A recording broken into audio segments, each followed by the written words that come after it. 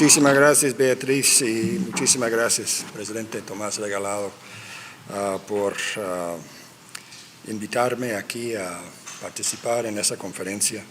Es un enorme placer estar con ustedes y tener la oportunidad de conversar sobre una región que para nosotros es sumamente importante.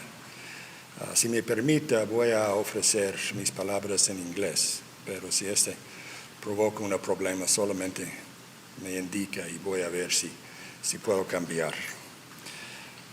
I want to underscore just how grateful I am to the Inter-American Institute for Democracy for inviting me to participate in this important conference. And I'm especially grateful to Beatriz Rangel and to Carlos Sanchez Bezarin for their hospitality and the kindness they have shown me during my visit here. And I'm very grateful to all of you for your attention today, and especially for your abiding interest and affection for that remarkable collection of states, governments, peoples, and cultures that we call the Americas. I also want to take a moment to recognize a great public intellectual who has played such an important role in shaping the work of the Inter-American Institute for Democracy, but also our understanding of the lasting ties that bind together our hemisphere. I'm speaking of Carlos Alberto Montaner. Yesterday, I had the pleasure and honor of visiting Carlos Alberto and thanking him for the kindness and insight that he has shared with me over these many years, and to wish him well as he prepares to leave Miami for Madrid. He will be missed, and may God bless him. I cannot think of a better time to face the question posed by this conference, Quo Vadis Latin America.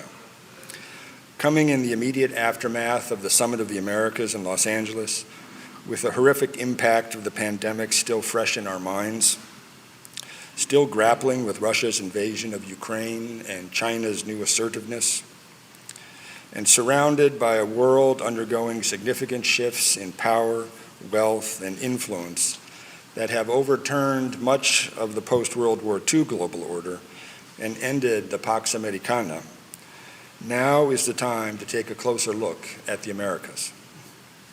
The urgency of the question posed here today is heightened by the political transformations undergoing or underway in the United States, and especially the debate among the American people as they search for a new consensus around our purpose in the world and to determine what the trajectory of American power will be throughout the rest of the 21st century. I would like to look at our question, Quo Vadis Latina America, in three different contexts. First, in the global context, what is happening in our larger world and how does it relate to the Americas? Second, in regional terms, what have we accomplished and where are we heading? And finally, in existential terms, do the Americas matter? And what can we expect in this century in the hemisphere we call home? In regard to the global context, I would argue that we are in a world defined by 5 characteristics. First, the global nature of the challenges we face, whether it be climate change, the pandemic and other health issues, financial crises, migration, and technology disruptions. They affect all countries and cannot be walled off by frontiers or borders. These challenges will intersect and cascade and will fundamentally change how we understand national security. While more traditional understandings of national security will remain valid, they will not sit by themselves as nations and states try to understand how these intersecting crises and their global nature either benefit or undermine the interests and well-being of individual nations. The second characteristic is fragmentation. The pandemic has highlighted the fractured nature of our communities, societies, and regions. The Russian invasion of Ukraine and the U.S. response have showed how quickly we could tear down 30 years of investment in Russia and dismantle aspects of the global trading system we spent decades building in order to impose sanctions. The rise of economic nationalism and concerns about the security of supply chains are reshaping globalization. While we will remain bound together by the enduring aspects of trade and technology, our political, social, and cultural differences will be heightened and enhanced and will lead to greater identity politics and more exclusion. Do we have a problem with... If you just allow me to raise... Oh, I'm sorry. Sorry about that.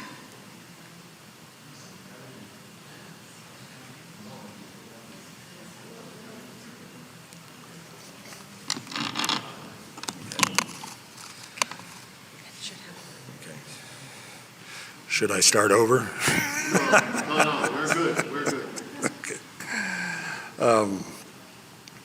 In other words, the point on fragmentation is that we're going to be heading into a time of even greater identity politics and greater exclusion, which will be more challenging for our politics.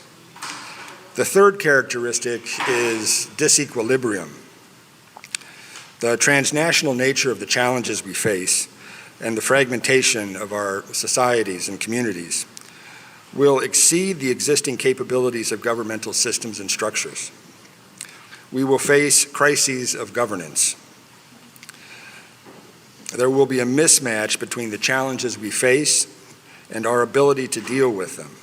And this will place enormous strains on governments and force political leadership to look for new models of governance.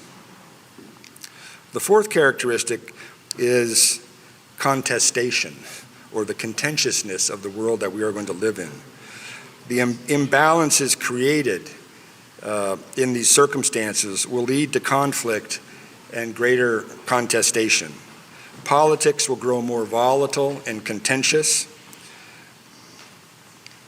Major and emerging powers will jockey to establish and exploit new rules of the road. And although the United States will remain the preeminent superpower, capable of projecting its power anywhere at any time, the United States will not be able to project its power everywhere all the time. And this will require it to be judicious about the kinds of conflicts it enters into, and it will require it to work through alliances and surrogates in order to pursue its interests and promote its values in those regions that are, if not peripheral, at least far enough on the margins that they cannot require an immediate intervention by the United States. The fifth characteristic is what I would call adaptation. And by that I mean that success in the 21st century will depend on resilience and the ability to adapt to this rapidly changing world.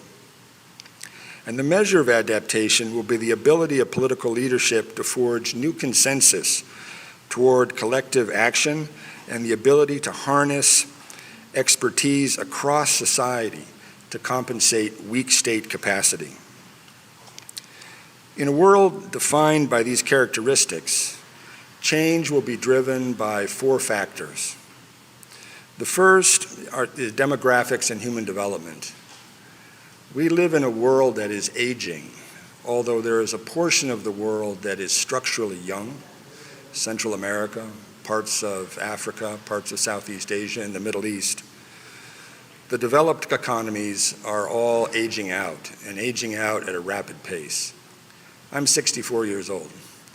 I am now part of the largest growing segment of the world's population. Think about that for a minute. You'd think that the largest growing segment of the world's population would be the youngest part of the world, but it's not. It's where I am right now. And that is because of healthcare, of wealth transfer, and education. And this has a profound impact on politics. It has a profound impact on how nations understand themselves, how they allocate resources, but also how they understand their relationship with other nations. But also the nature of human development has been changing dramatically, with huge shifts of wealth from west to east, with an increase in longevity in many parts of the world, but not all, and a a paradox of progress in which through the late 20th century and the beginning of the 21st century, development has actually moved faster than at any time in human history, and yet we are entering this period of effective government breakdown and extreme social stress.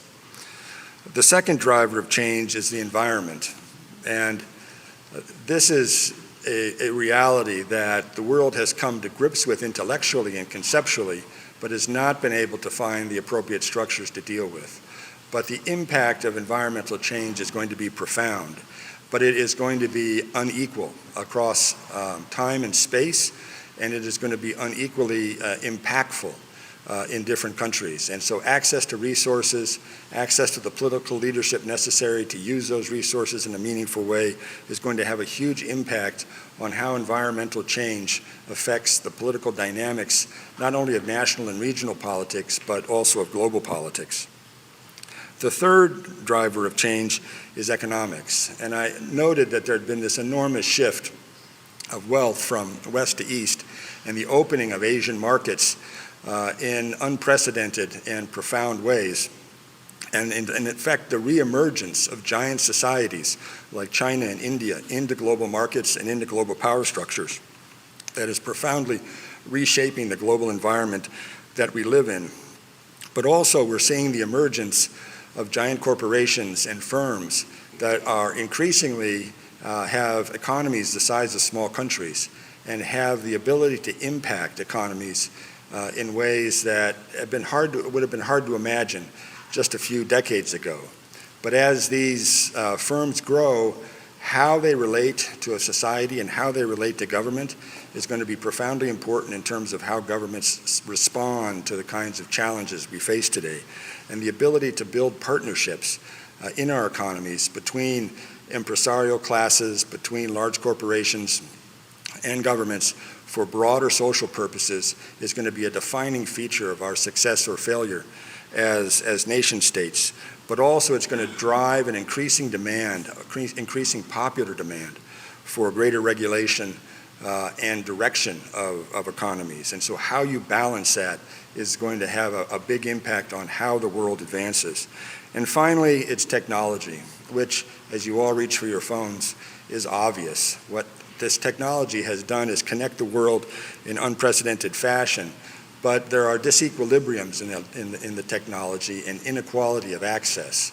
And this has created and will create not only digital divides, but larger divides of technology that will have an impact on national politics and on global politics.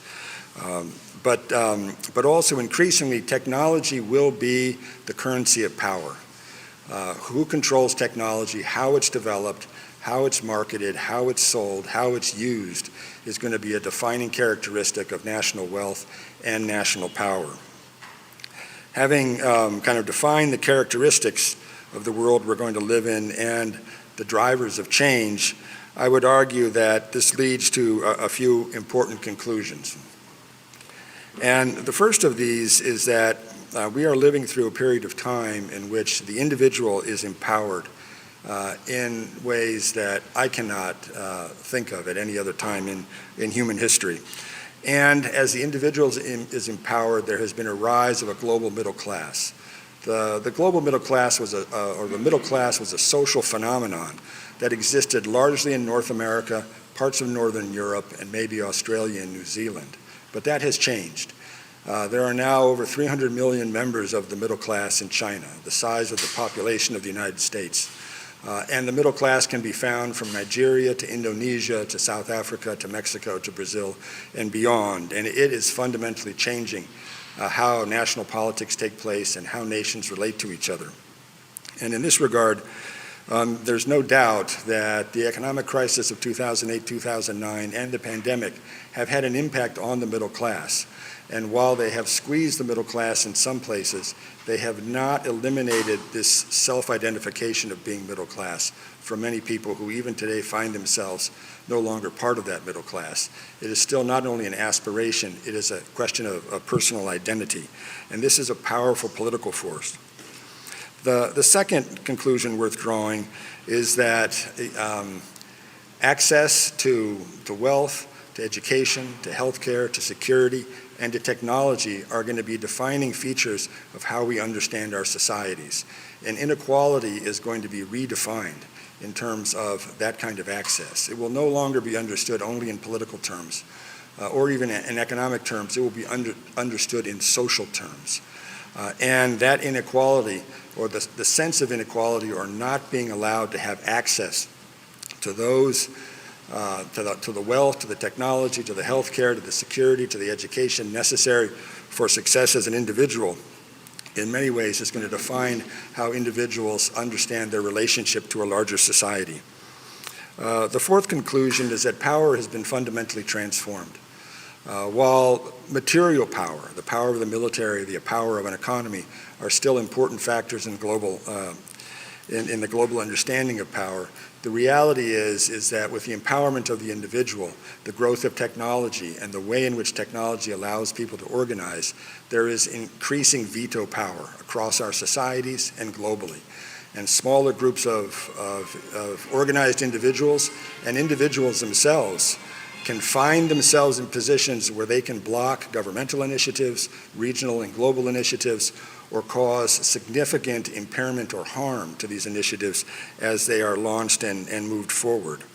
And the final conclusion worth noting is that in the world we live in, increasingly, legitimacy is going to be defined by outcomes and not by process. This is a challenge for democracies, because democracies have historically understood themselves as process-driven forms of government. It's all about free elections. It's all about certain kinds of political rights that allow you to participate in free and fair elections.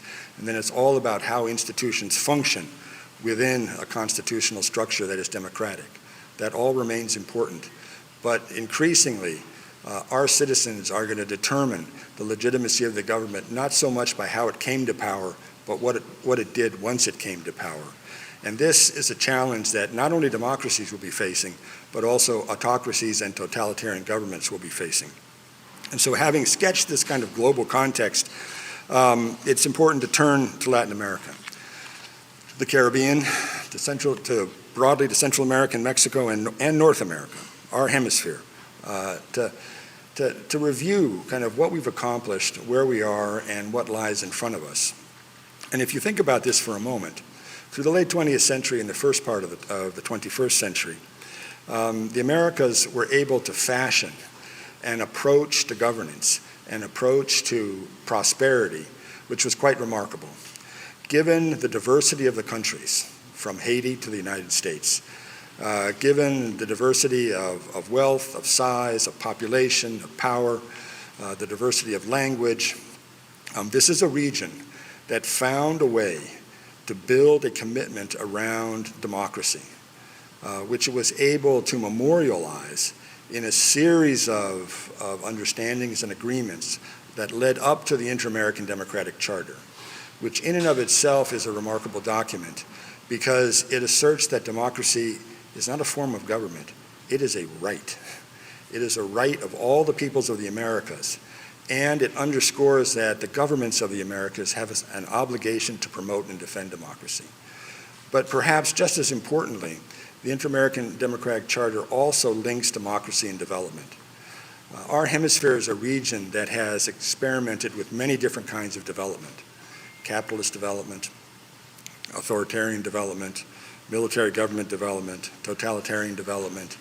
But over time, it's become increasingly apparent to our citizens that development that is not tied to democratic processes, that development that is not reflective of the broader needs of our society, ultimately misses the mark and can't address the really significant problems of poverty, inequality, and social exclusion that have haunted our hemisphere across these many centuries.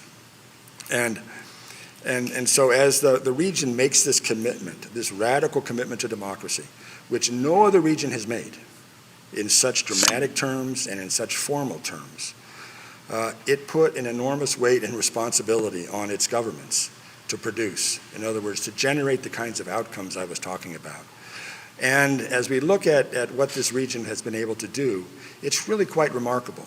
If you look at the trading agreements that have been built, the way in which from Mercosur to NAFTA to the free trade agreements in the Caribbean, in Central America, along the Pacific coast of South America, a region that was largely autarkic and focused on import substitution models of development, built economies that were really driven by trade and by investment, and were looking for ways regionally to connect either through smaller trading blocks or larger trading blocks. And although the effort to create a free trade area of the Americas failed, we were able to create effectively a patchwork of free trade agreements that built an interconnectivity between capital markets and merchandise markets and human labor capital markets that is quite remarkable and is probably only matched in the European Union. But in the process of doing this, they've also built a common commitment to the market economy and a common commitment to the importance of globalization. And a region that had largely been isolated in the world has been globalizing at a rapid rate in ways that can be very uncomfortable and unsettling at some times, as we see the influx into the region of external powers who are now adversaries of the United States, such as China, but which in many ways are a natural product of this globalization. But as we try to understand what has been created, we also recognize very clearly the challenges that are being presented. And as we look out into the region today and see the nature of electoral combat and the way in which elections are being used to define political power and then to entrench political power to serve certain interests, as we look at the divide that is taking place within the region between countries that understand themselves differently from their neighbors and beyond, and then as we look at the very special cases of countries like Cuba, Venezuela, Nicaragua, where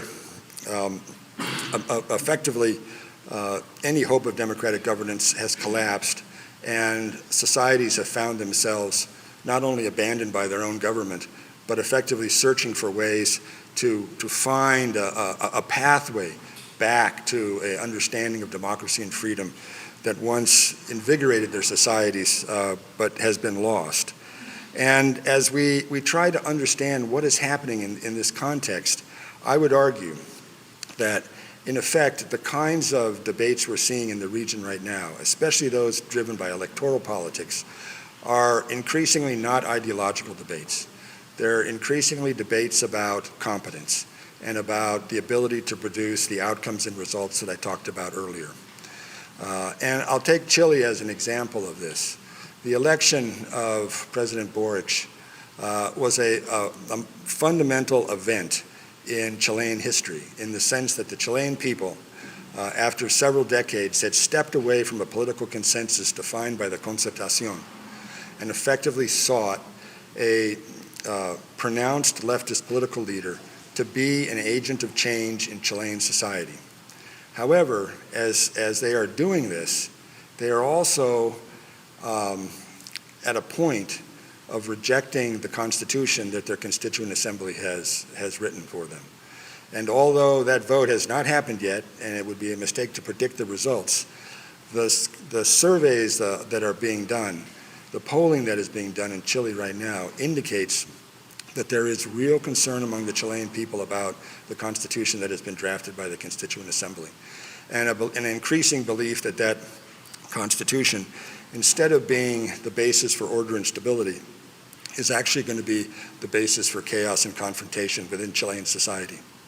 And so we could find ourselves in the curious instance in which a leftist, admittedly leftist political leader is sitting on top of a government that has rejected, and a people that have rejected a new constitution and will have to govern based on a constitution written during the Pinochet regime as he looks for a new fashion or a new way of achieving constitutional reform. And if we look at the election in Brazil that will be coming up shortly, we see a highly polarized society that is effectively choosing between the current president, Jair Bolsonaro, and the former president, Luiz Inácio Lula da Silva, but at a time in which the election itself is going to be defined by competence in governance. In other words, do the Brazilian people believe that Jair Bolsonaro has been able to carry out the kinds of reforms, economic reforms, social reforms, necessary to advance Brazil, or has his performance during the pandemic been sufficiently damaging to lose him the presidency? And whereas Lula da Silva is presenting himself as somebody who governed well during a certain period of time, and wants to project that vision of competence into a Brazilian society that is struggling for a way forward.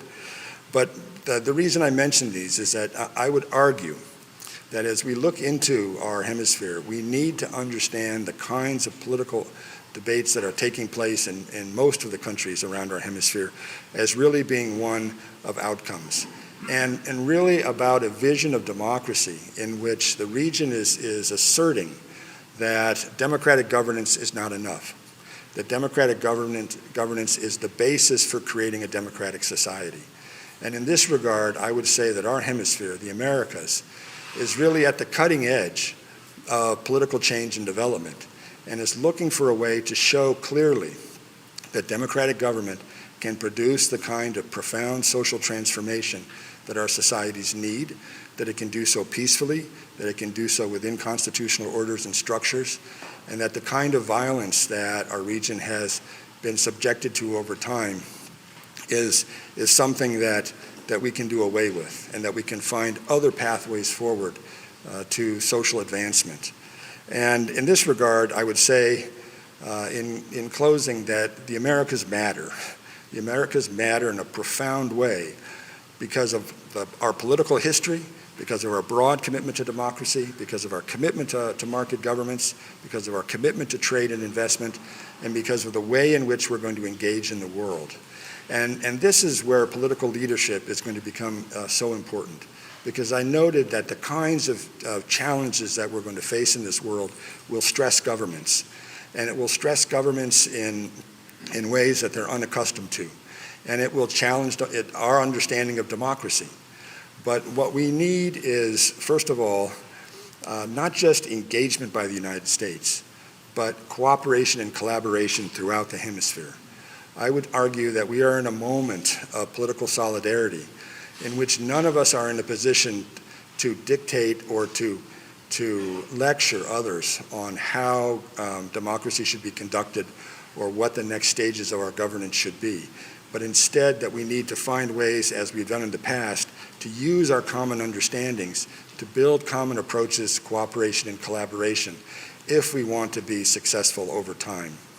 And in this regard, I believe that not only the United States, but our many partners around the hemisphere have an opportunity to build off of what we've accomplished and show clearly that the democracies that we have built are capable of profound social change, are capable of building relationships between the private sector, between larger civil society, and between our elected leadership to harness the capacity and capability of all of our societies in order to advance ourselves in ways that are meaningful and that will reflect not only well on ourselves, but will be seen as an example, if not a model, for the rest of the world. You have in front of you today 4 panels that are going to be addressing very specific but important aspects of life in our hemisphere. And I wish them all well. I look forward to the discussion. I thank you all for your patience and your willingness to listen to me today, and I wish you all the very best. Thank you.